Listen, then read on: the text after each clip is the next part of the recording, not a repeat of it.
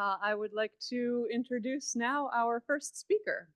So our first speaker is Beth Lorimer, who is a social and ecological justice advocate with over 10 years of experience in sustainable development, currently working as Ecological Justice Program Coordinator at KAIROS. And Beth is going to talk to us about ecumenical perspectives on climate and debt. So with that, let's welcome Beth.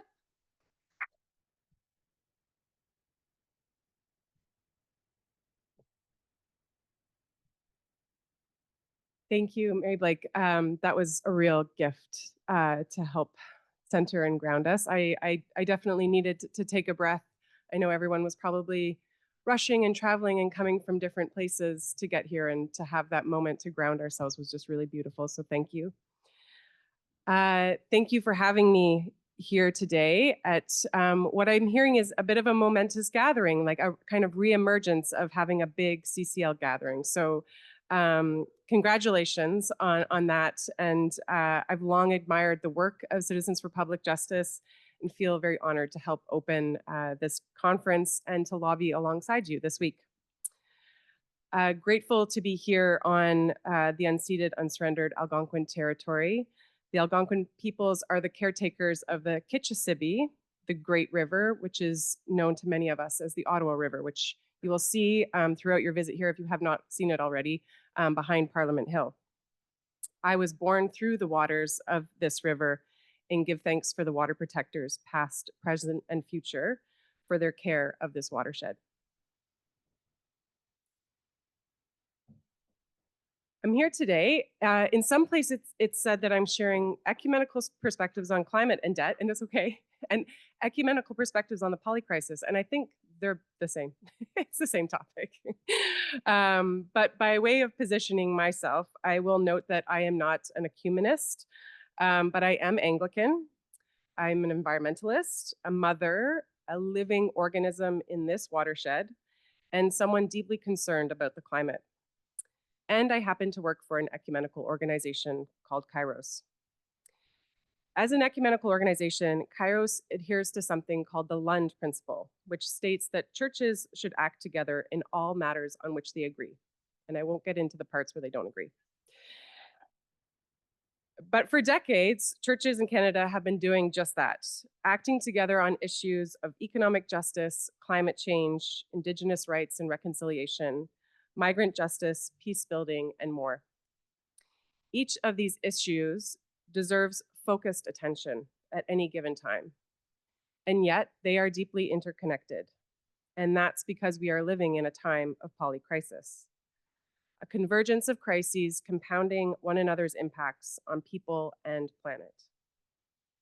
The interplay between the COVID-19 pandemic, war, and in some places genocide unfolding in Gaza, Sudan, Congo, Ukraine, and elsewhere, climate breakdown, ecological destruction, crushing debt, inequality, and the rise of polarization and fascism is bearing down on us.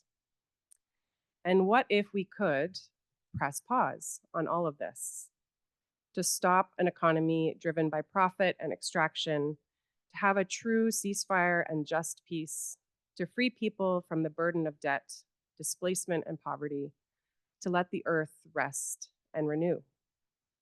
This is the radical vision of Jubilee. Are folks in the room here familiar with Jubilee? A little bit? Okay. Well, don't worry. I know I'm a Christian here on a Sunday. I'm not gonna give a sermon, but maybe like a little Sunday school lesson. Jubilee is an ancient faith practice, which I believe has revolutionary relevance for our times.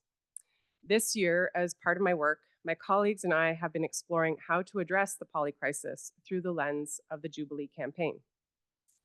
The concept originates from the Jewish tradition, which called for a Jubilee every 50 years, a time to free slaves, forgive debts, and return land to its original caretakers.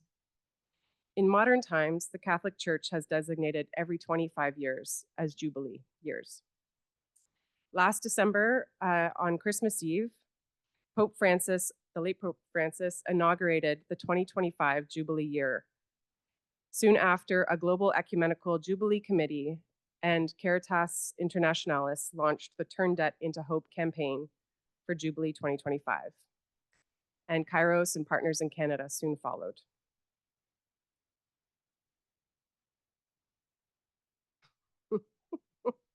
Oh, good. Okay, good. Worked. This is a worldwide movement advocating systemic change to address economic inequality and the burden of unjust debt. Today, 3.3 billion people, or 40% of the world's population, live in countries spending more on interest payments than on education or health. Many nations now spend 5 times more repaying their debt than addressing climate impacts.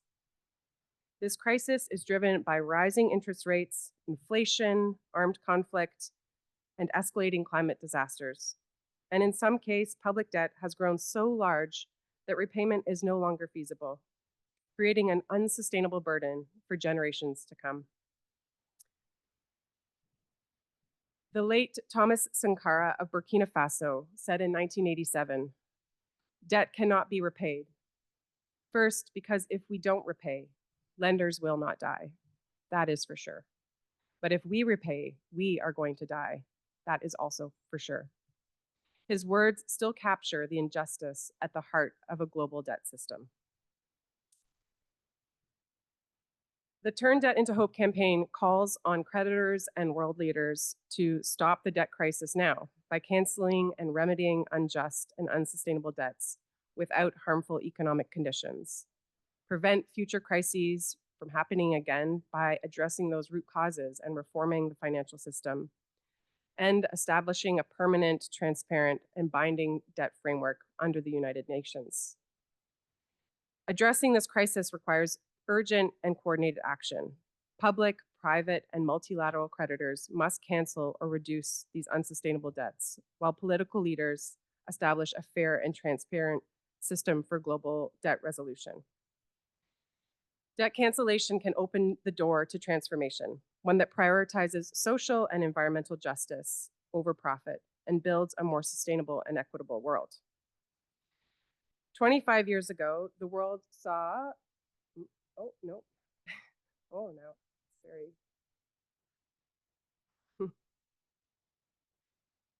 Well, we can go back if we need to.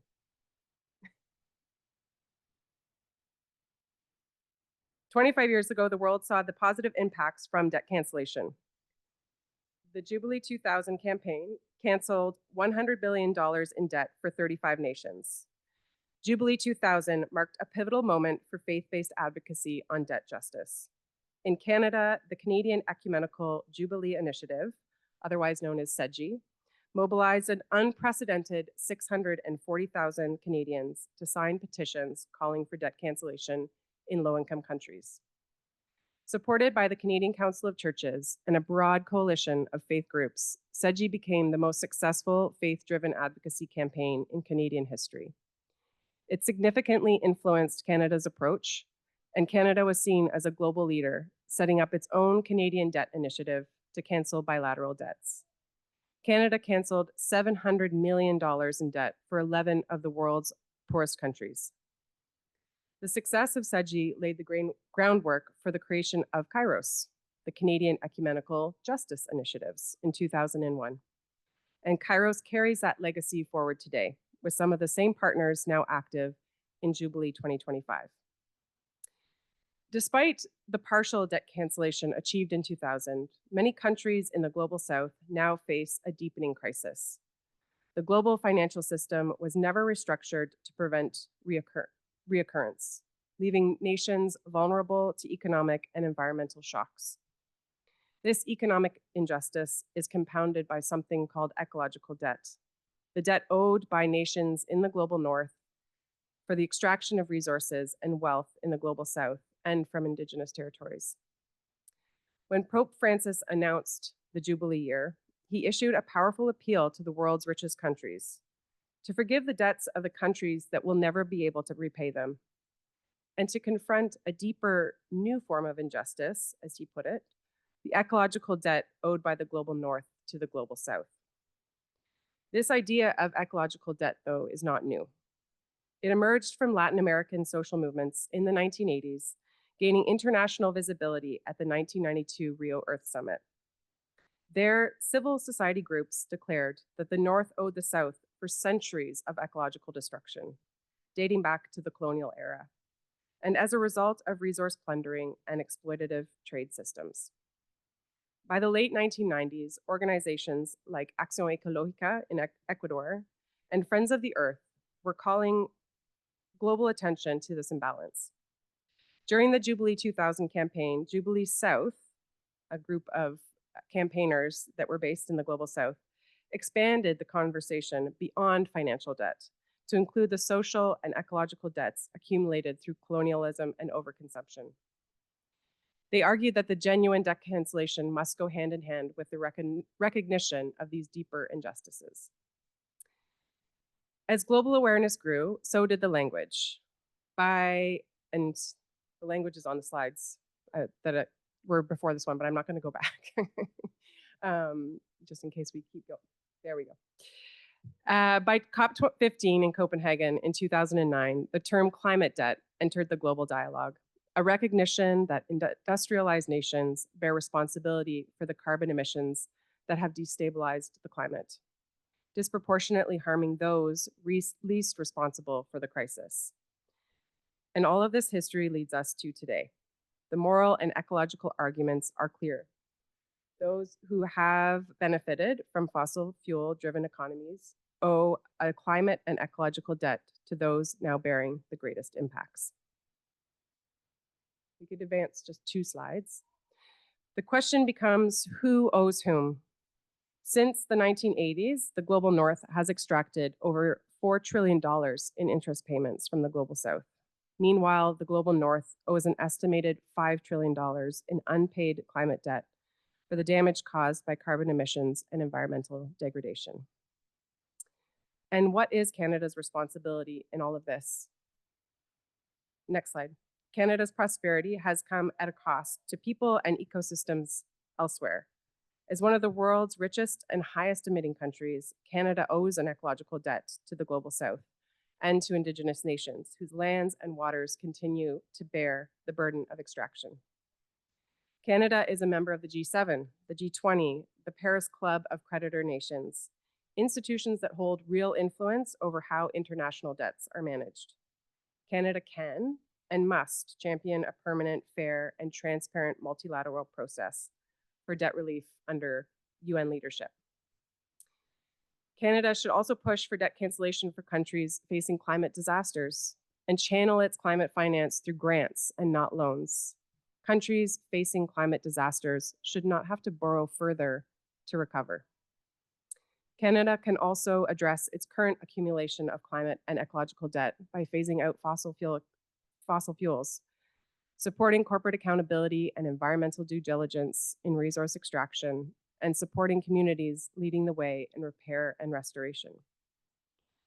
Supporting Jubilee 2025 means aligning Canada's financial policies and economic policies with our commitments to climate justice, sustainable development, and global solidarity.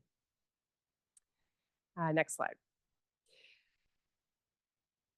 Here are some of the ways that all of you in this room and watching online can support Jubilee today and in the weeks ahead. The goal of the Canadian Jubilee campaign is more modest than in 2000, but our goal is to reach 100,000 signatures by the end of the year. And so far we are at 44,000.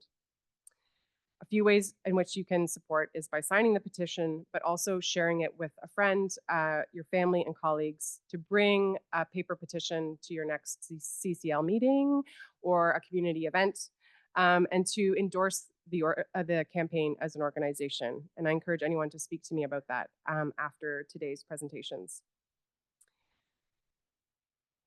And last slide.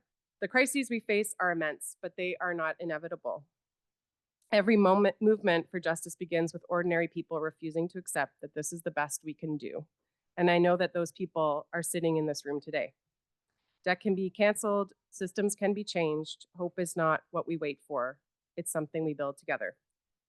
The power of Jubilee lies in what we can do together across borders, movements, and generations.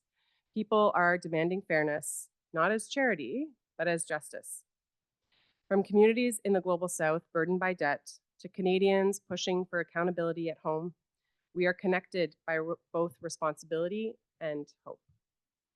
If the poly crisis teaches us anything, it's that our liberation is bound together, and the time has come to match our compassion with courage, to call on our leaders to match their compassion with action, and to turn that solidarity into systemic change.